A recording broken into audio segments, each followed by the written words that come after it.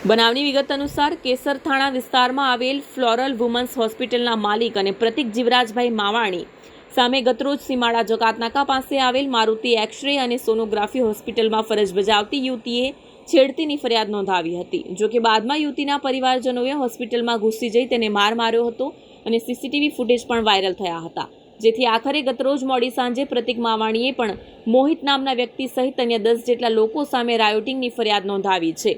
આ ફરિયાદમાં તેમણે જણાવ્યું છે કે મારુતિ એક્સરે અને સોનોગ્રાફી હોસ્પિટલમાં કામ કરતી યુવતીએ તેની સામે તેની માતાએ ભેગા મળી તેની સામે છેડતીનો આરોપ મૂક્યો હતો અને બાદમાં ₹20 લાખમાં પતાવવાની માંગણી કરી હતી, પરંતુ પ્રતિક માવાણીએ તેની વાત ન માનતા યુવતીના પરિવારજનોએ ભેગા જ મળીને તેને ઢીક મૂકીનો માર મારી બદનામ કરવાની અને જાનથી મારી નાખવાની 2 ધમકીઓ આપી હતી, જેથી હાલ તો પોલીસે પ્રતિક માવાણીની ફરિયાદને આધારે તમામ સામે રાયોટિંગનો ગુનો દાખલ કરી વધુ તપાસ હાથ ધરવામાં આવી છે। પ્રતિક કુમાર જીવરાજભાઈ માવાણી। સાહેબ, શું ઘટના બની હતી? હું છેલ્લા 7 થી 8 વર્ષથી મારુતિ એક્સરે સોનોગ્રાફીમાં મારા પેશન્ટની તપાસ, દર્દીની તપાસ માટે ત્યાં જતો હોઉં છું।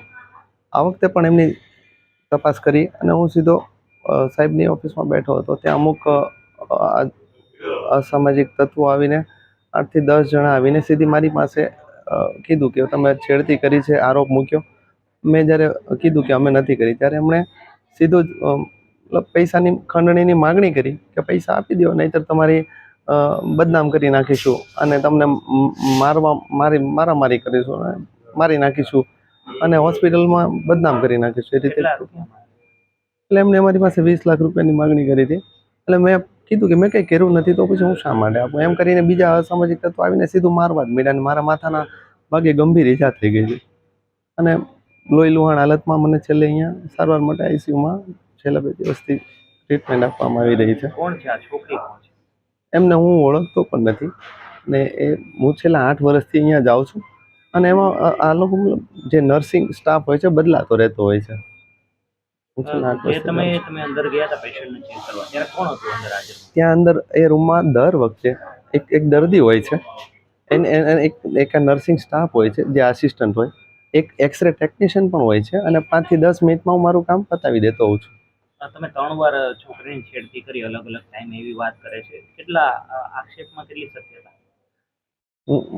એકદમ ખોટા આક્ષેપો કરેલા છે, એકદમ ખોટા। અને પૈસા માંગવામાં જો આ રીતે એ લોકો માગણી કરીને આવું કરશે ડૉક્ટરો સુધી, તો અમે સારવાર કઈ રીતે કરીશું? હું બધાને કઈ રીતે મતલબ મારી માંગણી પોલીસ તંત્ર કે સરકાર પાસે એટલી જ છે કે આની સત્યતા હકીકત બધા સામે આવે અને મતલબ થોડું આનો ન્યાય થાય।